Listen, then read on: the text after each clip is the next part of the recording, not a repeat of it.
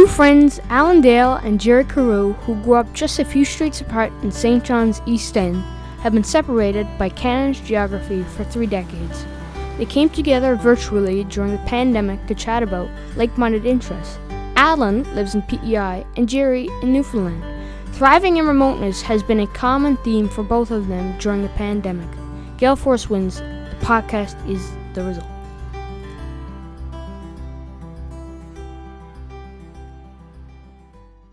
Good to see you again, Al. Yeah, you too. And welcome to Gale Force Wins. We're quite excited to have Mr. Russ Tidbury on the show with us today. I'm Alan Dale. With me, as always, Gerry Carew. How are you, Gerry? Doing well, Alan. Really interested in talking to Russ today. Well, great. And I'm certainly excited to have Russ on the team here with us today.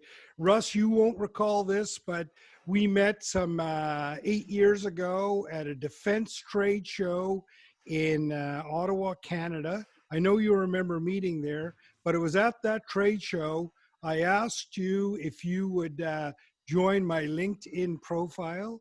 You agreed to, and I want you to know this, that you were the very first person I ever linked in with on LinkedIn. So here we go. We'll kick it off with that. Russ, you've got a great past.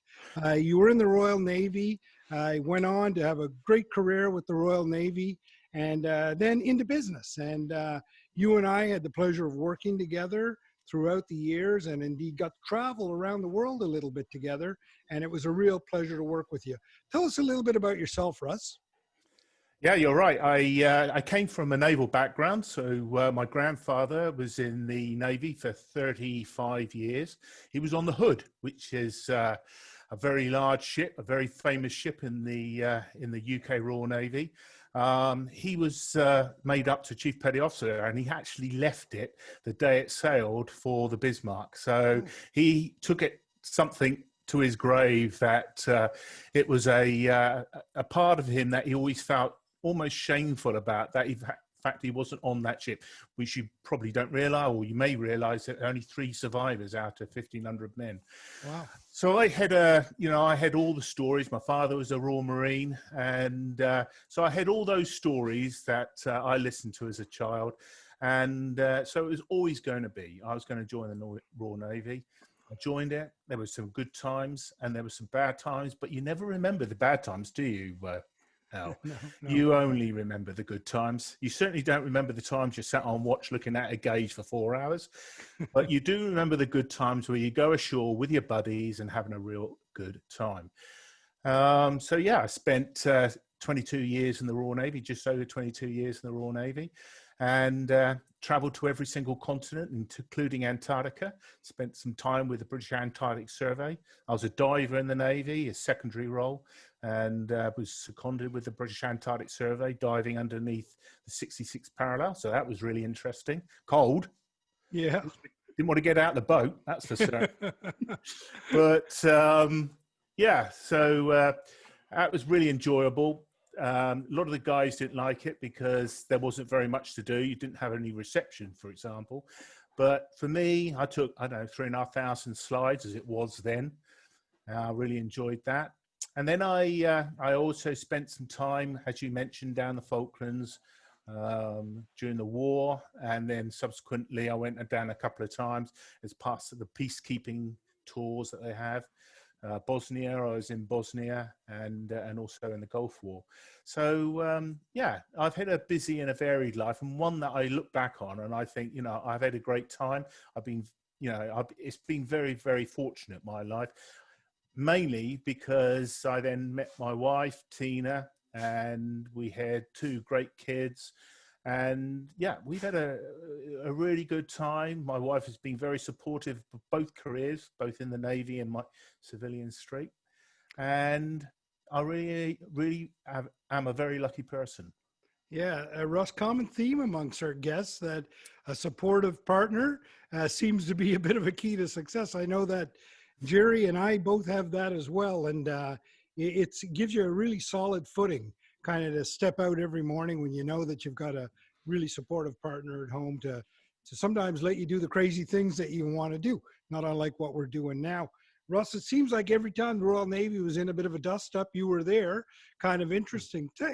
with the latest Netflix, or the latest season of Netflix, The Crown, the Falkland Islands are all the rage right now in North America as we revisit that through Netflix. Tell us a little bit about that journey down to the Falkland Islands and what that was like for a young man. Well, it was so I had a very good friend. It was in early 1982, which is when the war kicked off. And a very good friend of mine rang me up, and I was on the main gate at HMS Sultan. It was freezing cold. It was horizontal rain. As you know, in the UK, we tend to get horizontal rain. And I was sat there in a great big greatcoat, feeling sorry for myself. And my friend rang me up and said, my wife is having a baby. I'm due to go down the West Indies on a West Indies tour. Would you do my draft me? Before he said, would you do my draft me? I said, yes. And so there I was, a quick, what we used to call pierhead jump, straight down onto the ship. Off I went to the West Indies for 4 months. And so this was late 81, early 82. And we got to visited all the different ports and had a great time. And it was my first West Indies tour. And because we have a West Indies guard ship in the Royal Navy where we look after our interests in the region. So there's a ship always down there. And we got to Antigua, and of course everything had kicked off down south. And they said, right, we're going down south. And well, Russ Tidbury only brought a set of whites. Yeah, it was the West Indies. I didn't bring anything else. There was no warm weather gear. So literally, I've just got a pair of shorts, well, 2 pairs of shorts and a pair of overalls. And then we turned left and in Antigua, and off we went down to the Falklands, thinking by the time we get halfway down there, the Argentinians would have turned up and said, yeah, don't worry about it, guys. We'll forget about it and we'll go back home. But they didn't. And we were just coming up to what they call the total exclusion zone. At the time, 200-mile total exclusion zone, and the Sheffield was hit. Oh. Now, I was on a destroyer, and the destroyer was a Type 42 destroyer, and we had, at the time, we had about 6 of those destroyers in the fleet. And so you knew everybody on those. There was only 200 guys in the engineering branch that were on those ships, and you knew everybody. Mm. And so when the ship went down, you really felt it very, very keenly because you knew a number of people. I knew personally a number of people on there, and it suddenly brought it home. And you suddenly understood your vulnerabilities of the situation. And you suddenly realized when we did the fire exercise that we were really playing it for real, and it meant something. Now, the Argentinians had the same ships as us, Type 42 destroyer. They had 2. And so to differentiate ourselves, what we did, the British, in our, uniqueness as we do in the Royal Navy, is we decided that we would paint a big black stripe right the way across the top of the ship, right down to the boot topping on both sides. So it's a great big ship, went through, cut through the funnel, and it was perfect. So it was very easy to tell that you weren't on there. Now, where that boot that big black stripe cut the boot topping was directly behind the MCR, the machinery control room, where I happened to sit as action watch. And that looked like a great big crosshair for an Exocet missile. Right, yeah. Yeah, so when we hit the deck, because we had Exocet locked onto us, we had a captain called Hugh Balfour, incredible guy. He was the Shackleton of the Royal Navy. And when I mean by the Shackleton, it's somebody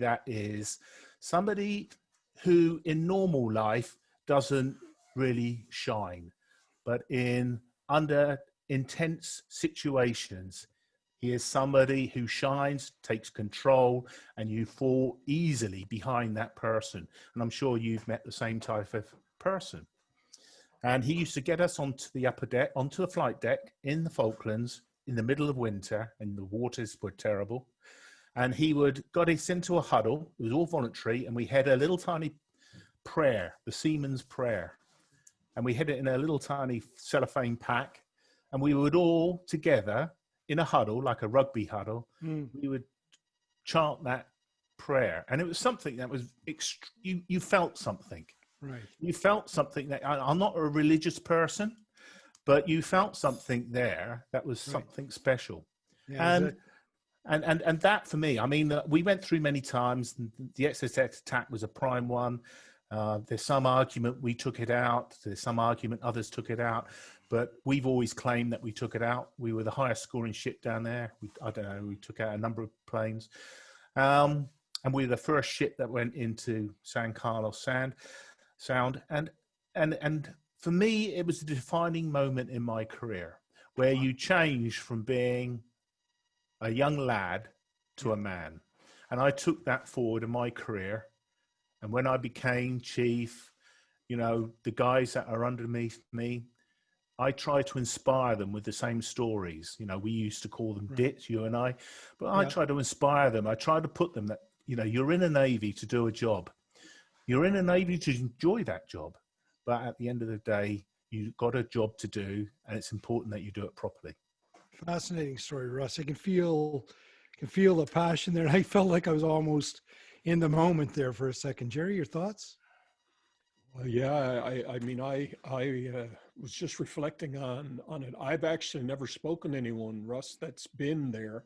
My brother has served in Afghanistan and a few other places, Bosnia, but the Falklands for me is certainly a very distant thing, and probably the same way, Alan, for many of our listeners in Canada. For So I sure. really appreciate, you know, Russ, you sharing that. And a couple of points. One in particular you made was, I think I called it situational leadership. So the captain may not necessarily be a perfect leader in one situation, but put him in that situation with, I can only imagine the stress when you're in crisis in a war zone. I guess, Russ, I'd like you to talk a little bit about that piece. You know, what do you think sets someone apart to be able to, I guess, operate in crisis as opposed to when there's none? You know, just unpack that a little bit for us. I think in life, I think you have people that are incredibly good at their jobs. You have people that are incredibly organized. And then you've got people that, you know, when the doodah hits the fan, so to speak, really step up to the mark. And they are few and far between. People call them leaders. People call them special leaderships. But in actual fact, I think you're born with it. I don't think it is. I don't think you can actually learn it from anything.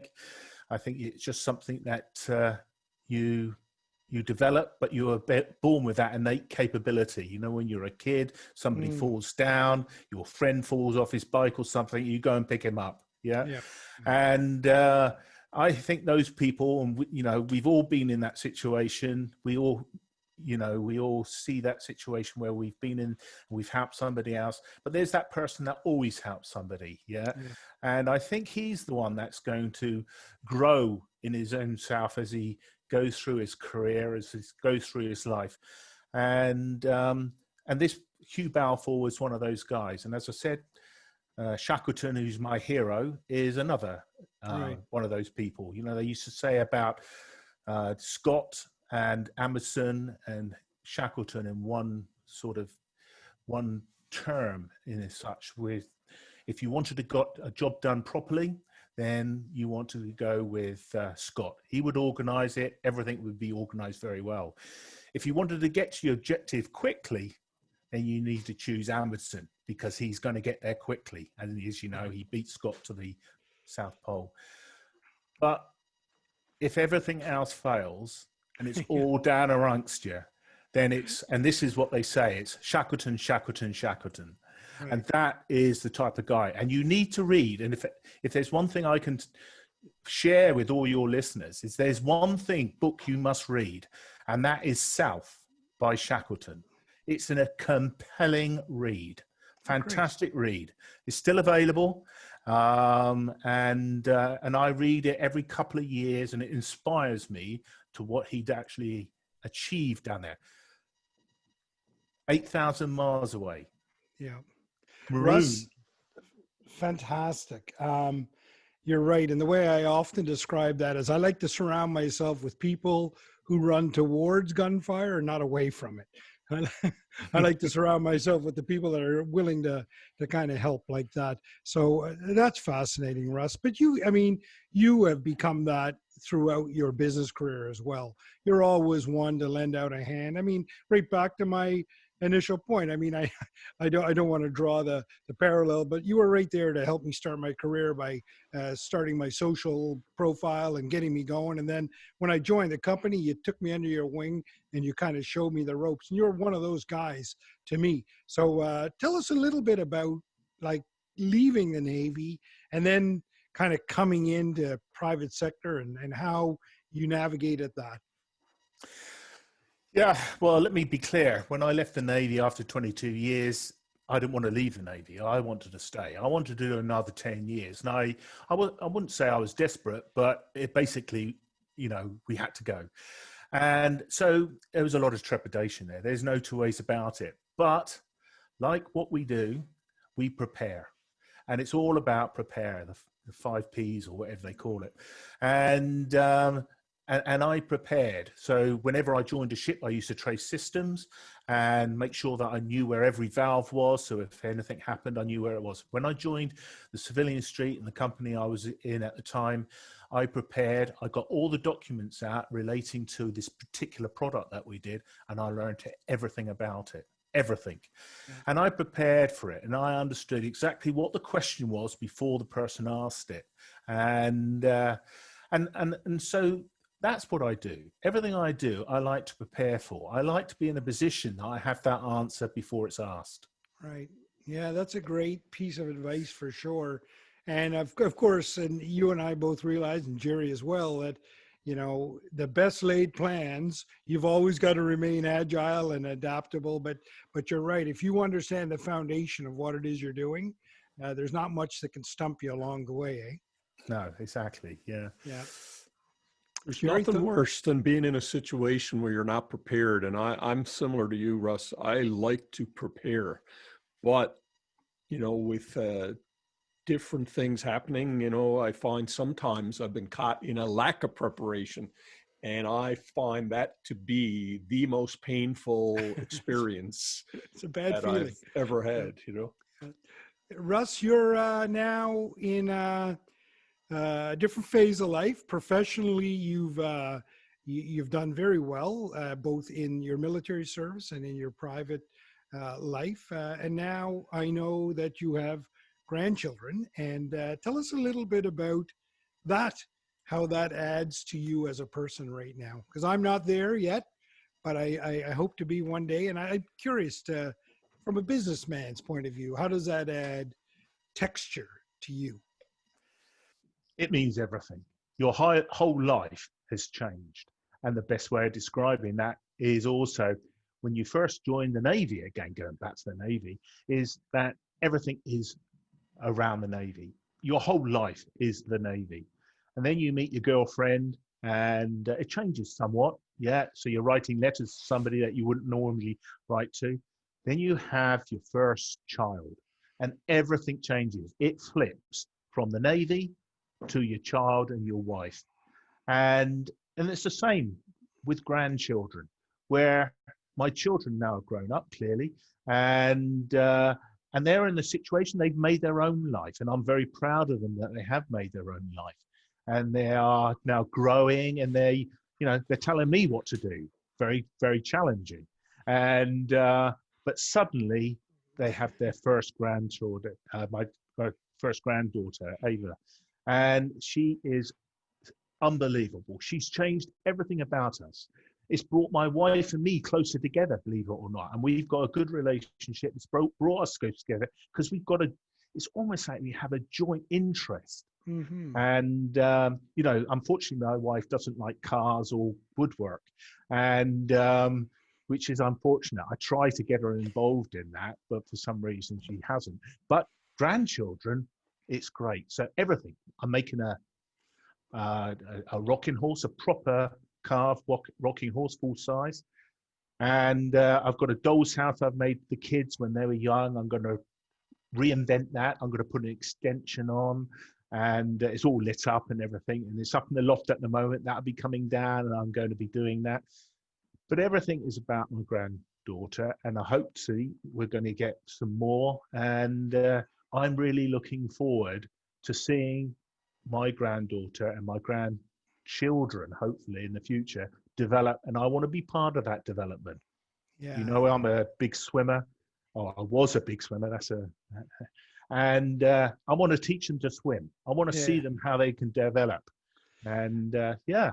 Russ, you can feel the passion yet again there. And it's that type of passion that I think gave you the success in the Navy and in business.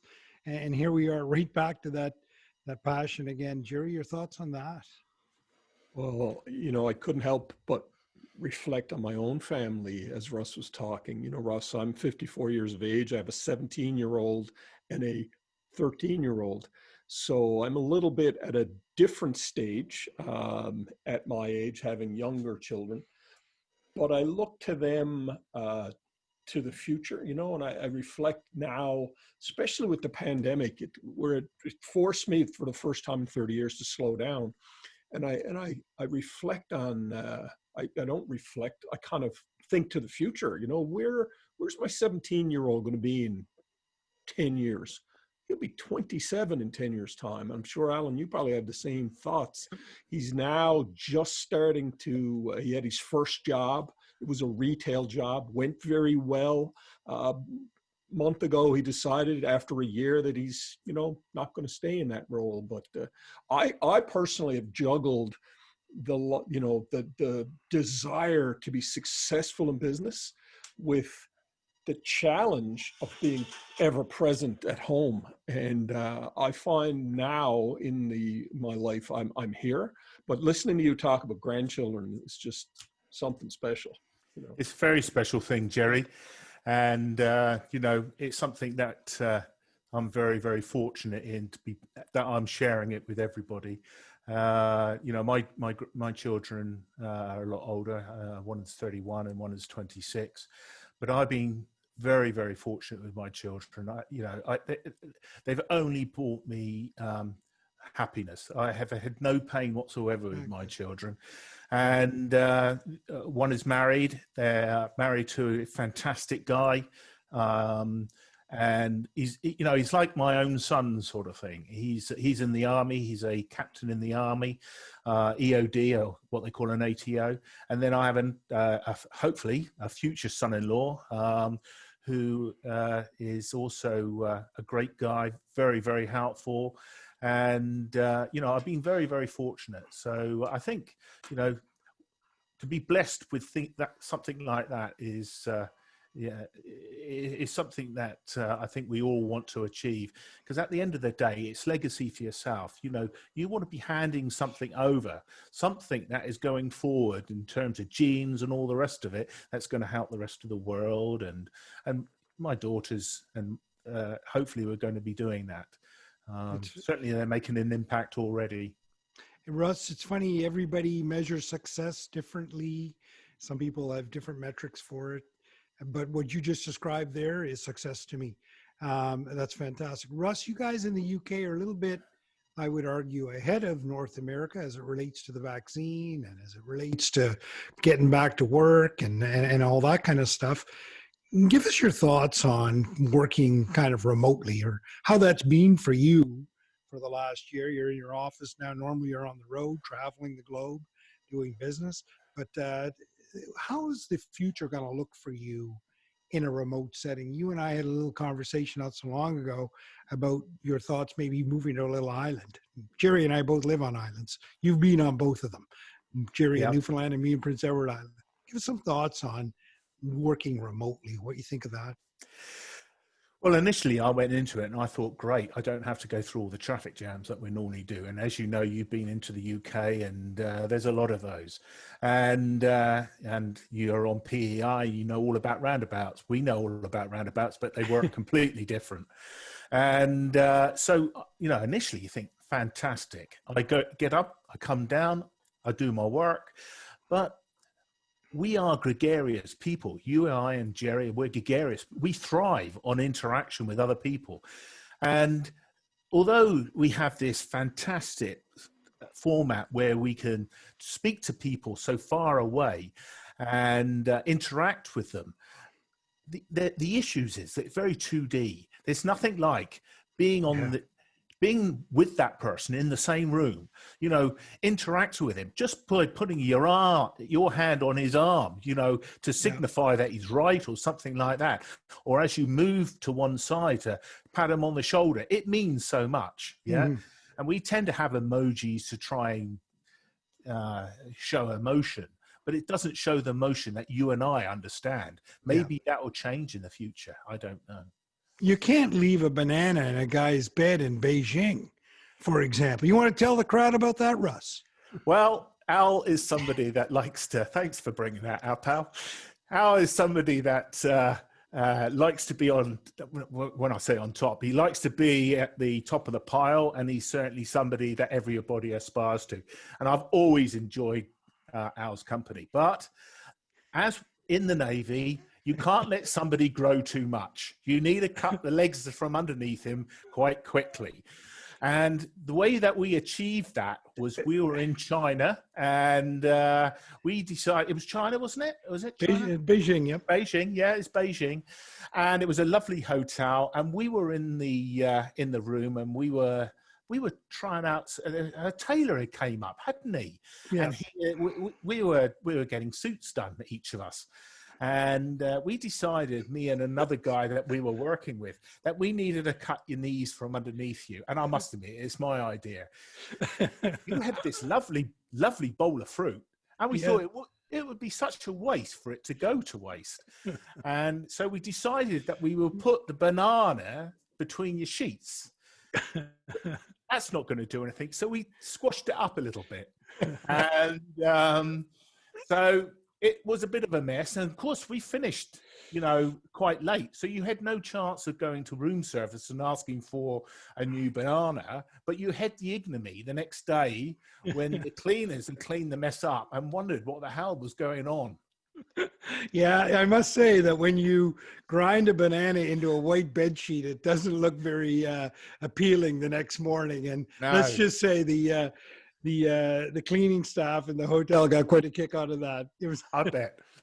So Russ, we're nearing the end of the podcast, and I can't begin to thank you enough for taking time out of your schedule to meet with us. And you can feel the passion when you talk, and it's fantastic. And that's exactly what we want. What we want the listeners to take away is that passion. If you were to leave the listeners with one small tidbit of information, something to think about, something that they could focus on to make their professional, their personal journey better, what would that be, Russ? I think passion is the main word. You got that right. And what I'm going to leave you with is this, and that is, I've always said it, I want it on my gravestone, and that is, life is not a rehearsal. You only get one chance at this, so make the most of it. Yeah, how so true it is. Well, Gerry, any last comments for Russ? I just enjoyed every minute of it. I look forward to meeting you when this bloody pandemic is over. Somehow, either I'll be there or you'll be here or whatever. I think a couple of things for me, preparation, that word really resonated. But the other one, Allan, is family. Can't help but think how important, it doesn't matter how much you make or what you do with your life. If you got no one to share it with, what's the sense? So Russ, I really appreciate you coming on board today. And indeed, it's hard to kind of have great success without the support of family. Russ, it's always a pleasure, mate. I've enjoyed every minute that we've crossed paths. We've worked together. We've had some fun together. I'll leave our listeners with this one piece of information, and that is the world needs more Russ Tidbury. Thanks, Russ. No problem. It's been a pleasure meeting you guys. Yep. Thank you for tuning in to Gale Force Wins. That's galeforcewins, WINS.com.